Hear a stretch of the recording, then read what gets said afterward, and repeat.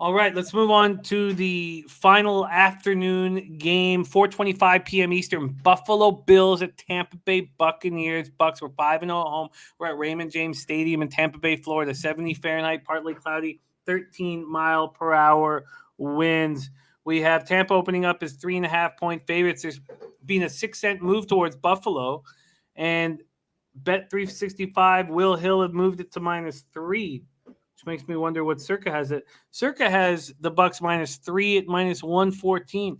Feels like the market is expecting a bounce back from the Bills. Tasha says line is suspicious. She's absolutely right. This total opens up at 53. It's now at 52.5. Let's see where the cash lies. We have 2,950 tickets in, 74% of the tickets, 97% of the cash on Tampa Bay. Then we have 42% of the tickets and 62% of the cash on the under. Bills are on a short week after losing 14-10 at home to the Patriots on Monday night. 40-mile-per-hour wind gusts placed an emphasis on running the ball. And the Bills' running game looks weaker and weaker as the season goes on. Josh Allen was 15 of 30 for 145 yards and a touchdown, no interceptions. He also led the Bills on the ground with 6 carries for 39 yards. He did lose a fumble. Stephon Diggs led the receivers with 4 catches for 51 yards.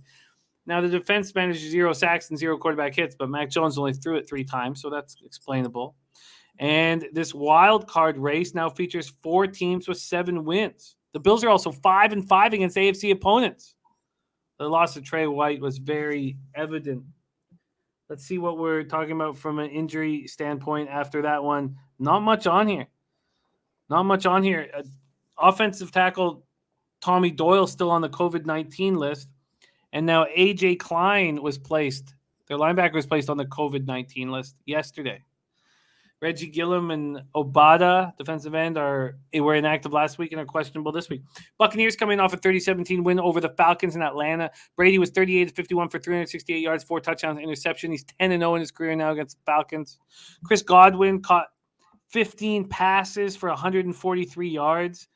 Mike Evans caught 7 passes for 99 yards. Gronk caught 4 passes for 58 yards and 2 touchdowns. That's now 90 regular season touchdowns past Phillip Rivers and Antonio Gates for number 2 in NFL history. It's Peyton Manning and Marvin Harrison up top. Leonard Fournette ran 13 times for 44 yards, caught 7 passes for 48 yards and a touchdown. Their defense swarmed Matt Ryan, especially in the second half when they shut him out. But 5 sacks, 11 quarterback hits. Devin White, Antoine Winfield each had 10 tackles. Carlton Davis returned from the injured reserve, and they're looking strong. Now, they did lose Jamel Dean, who's in concussion protocol, and Sean Murphy-Bunting's dealing with an undisclosed injury. But Arian says that Richard Sherman could be activated from injured reserve very soon, possibly tomorrow. Safety Jordan Whitehead was inactive, listed as questionable. Ronald Jones is sick, non-COVID-related illness. Bebsie, do you agree with this market move, saying that the Bills are just a field goal short of these Buccaneers? I feel bad for the Bills because the weather absolutely fucked them yesterday. And I was talking to Pavi earlier in the day, and then shortly before the game, when I saw that sideways blizzard coming through, I just said, the Bills have no running game advantage Belichick. And that's basically how it played out. I think they're a much better team than this 7-5 record.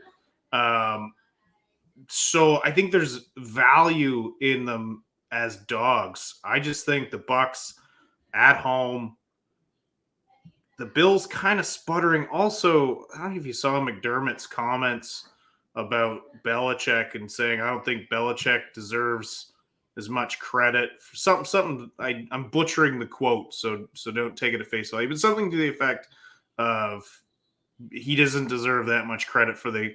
Let's not give Bill too much credit. Are you? Yeah, even if that is true, which it isn't. Why would you say that, McDermott? It's just like it's frustration coming out. And I don't know. It's just I can't back a team after a coach says something that dumb. So I for me it would be Tampa. I'm going to sit back and watch this game. I think it ends up being a pretty good slug match. But I don't want to. I wouldn't comfortably back either team here.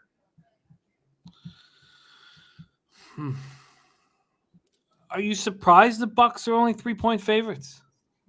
Not at all. Not People sound really, surprised. because the Bucks again. They've certainly been more consistent at home, but for a 9-3 team, they haven't been overly consistent this year. I think as the season goes on, you will see them get stronger and stronger. And as much as I think everyone on earth would hate it, except for Tampa fans and Chiefs fans, I think we're trending towards a rematch. But look, this is still a very good Buffalo football team. They have no running game, and I won't judge them if they spend all three of their first picks on running backs for next year, because Singletary's terrible, Moss is terrible. They just do not have a running game at all outside of their quarterback. So, again, lean Tampa. Understand why this is close. This Buffalo Bills team is still very dangerous. They just got hampered by a situation with the terrible weather and the mismatch. You're playing Bill Belichick, who loves to run and has a great defense, and you don't have a running game to match him. There's been a slight move to the Bills from 3.5 to 3, and all the money has come in on the Buccaneers. And that will just continue to happen. This is strange. Very, very, very strange. Market is making me very, very uncomfortable here. So I'm going to sit with it a little longer. Total's gone from 53 to 52.5. You have any feel on that total? I lean to the over. Again, I think you'll see a bit. I'm not going to say an explosion of offense from the Bills, but you'll get to see a lot of the plays they probably wanted to run this week but couldn't. And you just have to trust Tampa to put up points.